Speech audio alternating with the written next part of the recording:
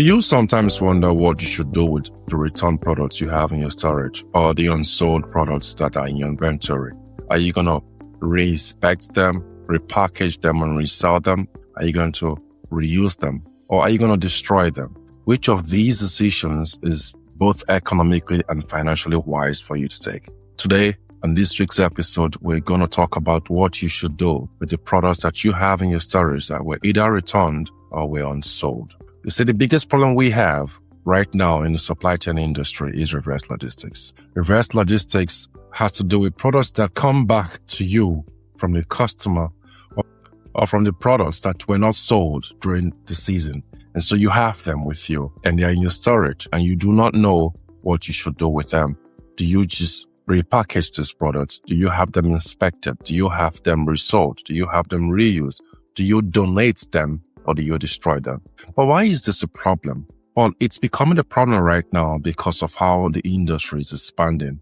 A few of the factors that are contributed to it is online retail stores. You see, there are a lot of online retail stores coming up right now in bigger e-commerce platforms. And the more online retail stores, the more the possibility that a chunk of those products will be returned because customers are not satisfied with it. It could be damaged. It could be the colors are not the same. It could be the expectation of the customers based on what he saw online is not met by the product received. So for that reason, some products may be returned to the supplier or to the customer. Now, because of how the e-commerce online retail platform continues to expand, currently between 20 to 40% of products that are sold online are returned to the supplier. This is 2 times higher than traditional stores because in traditional stores, you would go in, you would get the shoes or the dress, you'll put it on, you'll check, you ask questions, you may try it on. If you like it, you buy it. So the percentage of you returning those goods after you buy them in traditional stores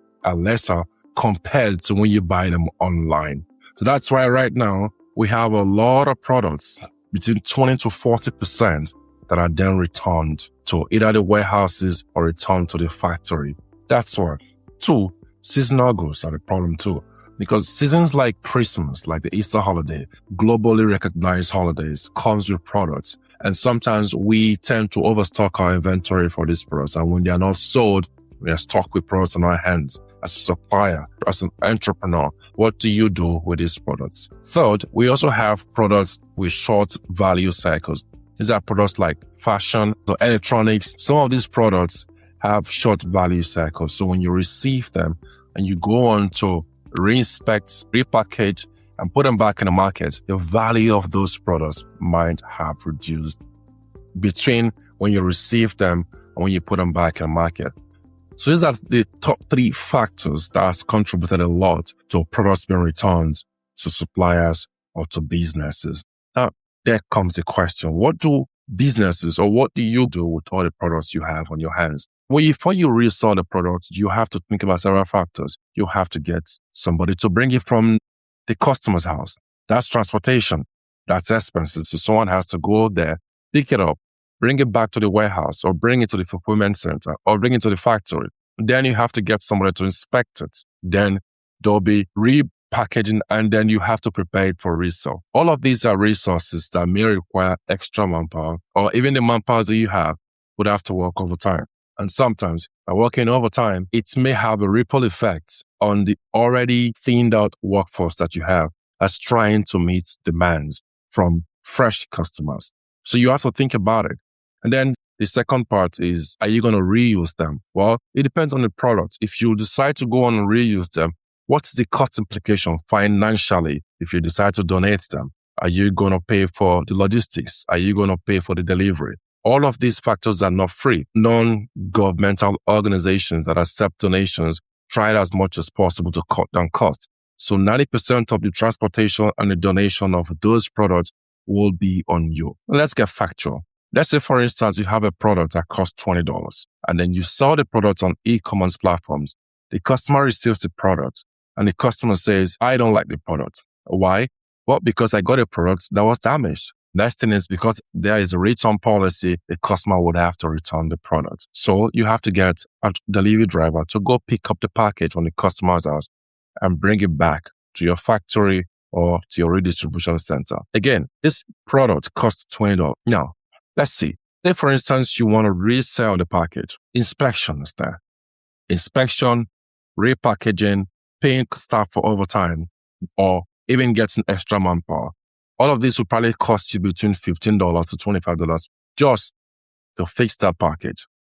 Now, there is no guarantee that after you repackage and put it up for resale or reuse, you may make the profit. Now you say, okay, should I go on and donate the product? Well, you think about it. There's going to be logistics. You're going to have to package the product yourself, ensure it's well packaged, get a transportation for the product, move them over to the center for donation. All of these logistics involved is not free. It's money. And when you calculate it, there's a high chance it's close to or even more than the value of that product that costs $20. Third decision, are you going to destroy it? Now, say for instance, owing to a bad market, you get about 100 boxes of your products returned. Each of them costs between $20 to $30 per product or per box. And then to destroy that product, it's going to cost you between 50 cents to $2. So that's you saving about $18 per package or per box.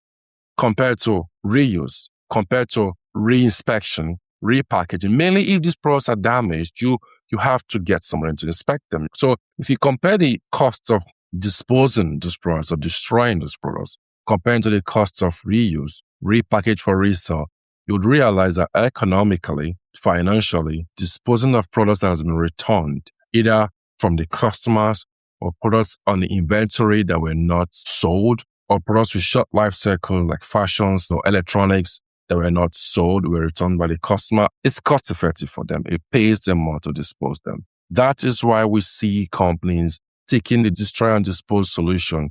They do not want to thin out their budget. They do not want to incur extra costs, and so they dispose them. While such decision is economically and financially wise, environmentally speaking, and in terms of sustainability, it is wrong. Why? Because these disposed products are going to be in dumpsters, landfills, even on oceans. We've seen news and videos of oceans and landfills and several places just looking disgusting and horrible because of disposed products. And that's where you see environmental activists and governments coming up with fines and finding ways to cut down the habits of companies just disposing products anywhere they see fit. Because while it is true that a company is trying to make a profit and cut down costs, the government is also trying to protect the environment for its citizens. And so you have a conflict in this situation. The conflict of where the government is trying to ensure that businesses conform to sustainability policy and where businesses are trying to ensure that they cut down costs in the most effective way. This has always been one of the problems of reverse logistics. At the end of it, there's always a conflict between sustainability and profit making. Why? Because while supply chain as an industry has improved a lot in terms of forward moving motion, where products move from the factory to the distribution center, to the retail shops, and then to the customer, or from the factory to the fulfillment center, then to the customer, we have seen far lesser development or improvement on products returning from the customer back to the factory. And that lesser improvement always tends to put conflict or loggerhead between profit making for businesses and trying to cut down costs versus sustainability policies from the government. So we have another problem. The products that you have decided that you need the most effective or the most cost-effective way to get rid of them. Now, if you go on ahead and use the disposal method that is economically and financially good for your business, it puts you at loggerhead with the government. And sometimes it comes with either legal or financial penalties. So what do? What are companies doing? Companies are experimenting with new methods. One of the methods they're experimenting with is called creating sales funnel. Now, sales funnel is done for products that have new markets. So say, for instance, you've received this product from maybe that were not sold, or these are products that are returned to you because of the short value life cycle. If you go on to sell the product after all of the resources involved in repackaging, reinspecting, and remaking the product, you may not make the profit. So companies are tilting towards alternative sales channel. We've seen markets for used products. We've seen markets in Asia, in Africa, where used fashion clothes are then resold to the market that consider it useful. That's a company trying to cut down costs and ensuring that they meet to a certain level the sustainability demand from governments and from various agencies. So maybe that's something you should try. Try creating sales channel for goods that are being returned to your warehouse or to your business. If those goods cannot be resold and make you profit, maybe you should think about alternative markets that would buy those products at a very good rate that at least will make you break even. So that's one. Businesses are trying sales channels. Now, the second one is the use of refurbishment centers very close to the customer.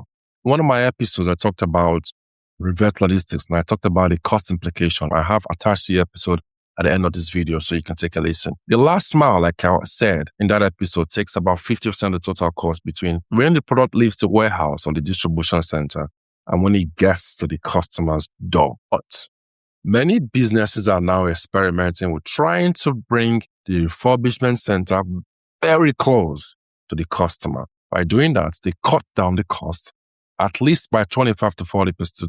Because if the customer can take the product himself and bring it to the refurbishment center, that cuts down the cost of you getting the delivery driver to go pick it up.